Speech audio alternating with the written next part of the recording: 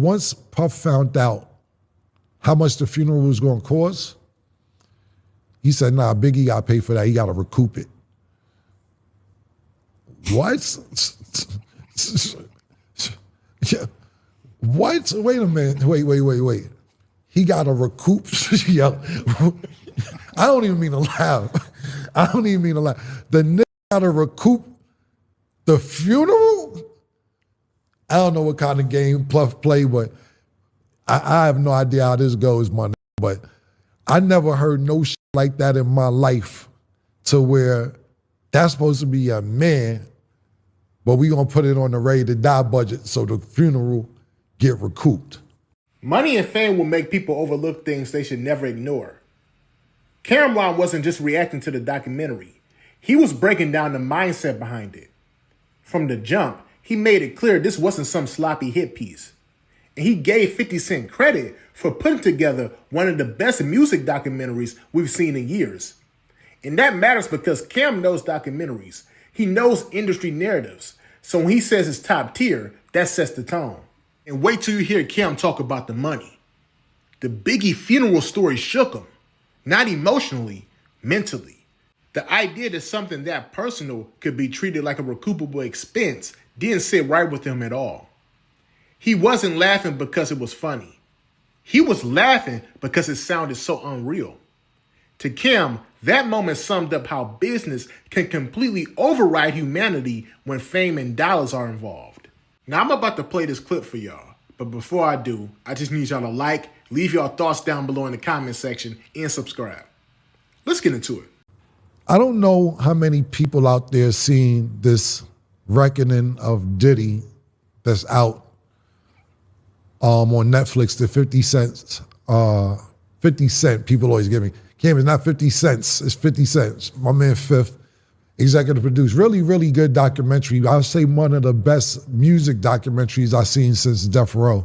As far as, no, I ain't gonna lie about that. Jimmy Iovine and Dr. Dre had a really good documentary as well since then. But I'll put it top 4 or 5 ever. Whatever order you want to put it in, that's up to you. But if you haven't seen it, go check it out. But there was some things that went on in there that were a little disturbing to me. And when you see somebody, I don't want to spoil it for those who didn't see it, but when you see somebody like Kurt Barrows basically talking through this whole documentary, if you've been around since the 90s and early 2000s, you know the pivotal position, pause, that Kurt Barrows played for Bad Boy. Like, that name was synonymous with Bad Boy. So when he's telling all this information, it's like, that means it's like law, it happened. The first thing I want to bring up real quick was that when Biggie passed away, Puff wanted to give Biggie the biggest funeral ever for somebody in New York, musician-wise, ever. And if you was around during that time, the funeral was crazy.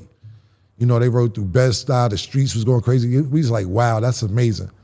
Kurt Barrows said that once Puff found out how much the funeral was going to cost, he said, nah, Biggie got to pay for that. He got to recoup it. What? What? Wait a minute. Wait. He got to recoup.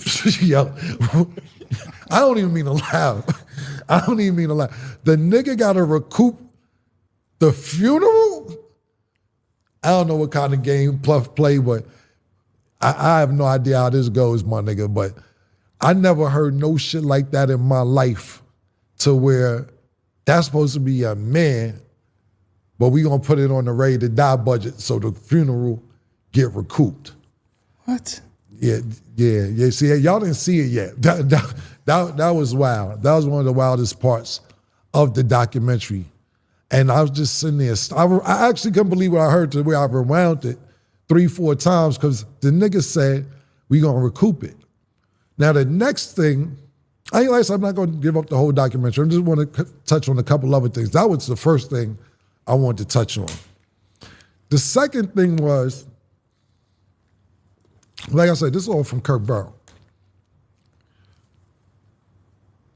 Biggie was going to get the cover of Rolling Stone, whether he lived or died for his new album. They wanted to give him the cover of Rolling Stone. After he died, he told Kurt, no. We not putting Big on the album. He died. My album coming out. I want that cover. Yo, so he can't get one last Rolling Stone cover. Not one. He can't get one. You know, I deal a lot. I mean, of course, y'all know Mace is my brother. That's my man. We do a lot of business together. And I see why he is the way he is when it comes to business. And I don't mean that in a bad way. He makes sure the paperwork is right. He makes sure the temperature in the room is right. He makes sure if you tell him when he get out the car, if it's 100 steps to the dressing room, it better not be 103 steps. Like my nigga, the shit that them niggas was going through at Bad Boy is ridiculous. It's really ridiculous, man. Last thing I'll say about this documentary before I bring Larry and Sin in. Episode 4 is 4 parts to this. It's a producer named Rod who produced the Love album for Puff, the last album that he did a couple years ago. And it was a big story, whatever. I'm gonna skip a lot of shit he said. He said a lot of shit. But Puff had him living with him for 2 years and producing that particular Love album. He got in doing beats for Justin Timberlake, for Puff, so on and so forth. And this guy Rod he's traumatized. He's scared of Puff a little bit, so on and so forth. But he just wanted to really do music, and he knew this could be his opportunity to be enriched, send his family out, make sure his kids got money, his kids got money, to where he didn't even get paid for any of it, so he says. I'm bringing up all that just to give you some of his backstory why he was at Puff's house. What I really want to say is that he said he was being drugged while he was there. As many times he fell asleep and didn't know what was going on, and he woke up and it'd be delirious, he said. But this one particular night, or a couple particular nights, he said he was drugged, and when he woke up sore.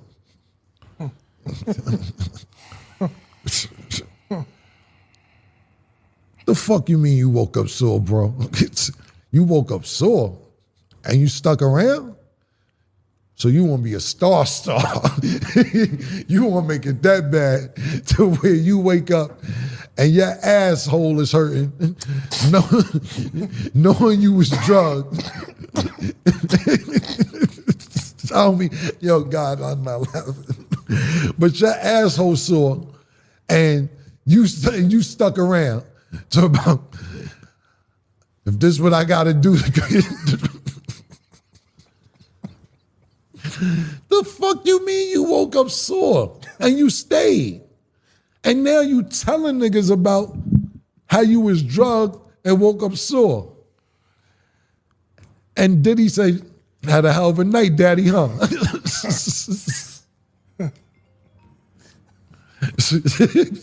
I'm not laughing at this. Yo, nigga said, I want to party with you, daddy.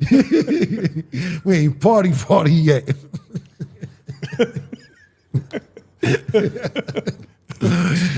Yo, Rod, I'm not laughing at your trauma or what you went through because it sounded real, real bad, except for that part. You should have, yo, listen. Man down, nigga. Listen, niggas play with you as man down at that particular point. You wake up and niggas waking up smiling at you with this. Yeah, had a hell of a night last night, nigga. And you stayed? Crazy. He did the whole Love album, lived with him 2 years, Puff offered him $29,000 for everything for 2 years.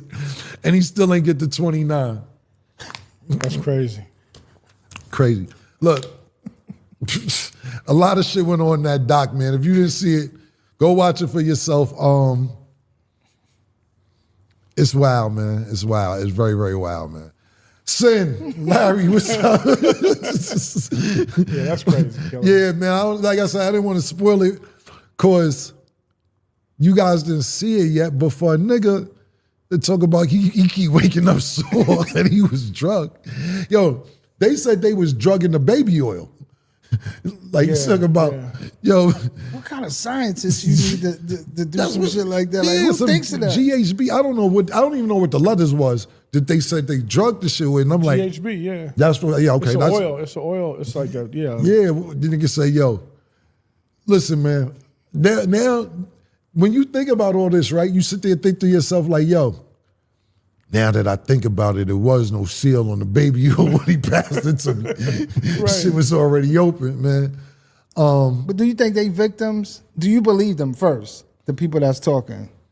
Kurt Burrow, yeah, absolutely. Everything Kurt Burrow said, I believe, 100%. Rod, I don't know. He's not a victim if he stayed. Yeah, and I don't know if I believe him. Okay, but who wants to tell that story? I mean, just money could be the motive. The fame. Maybe money, fame. Fame, man. They want that fame, bro. Everything Kurt said, I believe. Everything else, I don't know. And then I saw the part where he said, I don't really want to talk. I was like, you already talked about waking up sore.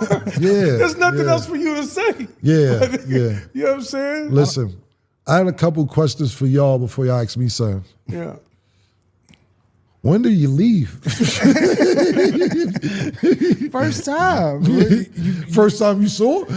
Yo, you wake up sore, you better go in there and take your anger out, aggression, and kill something, like you said, man down, and you got to leave, bro. I'm packing my bags. I'm setting them outside. I'm going back in. I'm swinging on that nigga, and then I don't care about no fucking money, man. Yeah, I'm gone. I don't care about that. The reason I ask y'all that is this, because to me, and I don't know anything besides that, just to me, you just don't wake up sore. Something led to that. Little smack on the ass.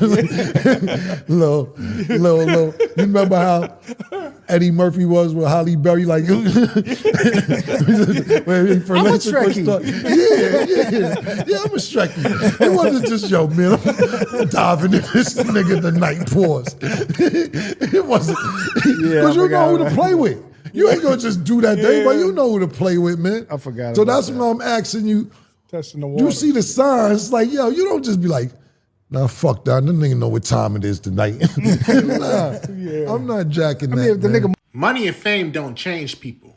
They expose priorities. Watching Kim talk about this documentary made me think bigger than just one situation or one era. This is really about how the music business trains people to normalize things they would never accept in real life.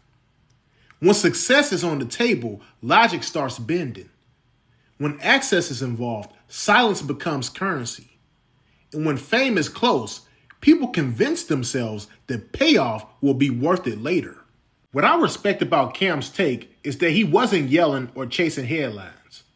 He was looking at it through a grown man lens.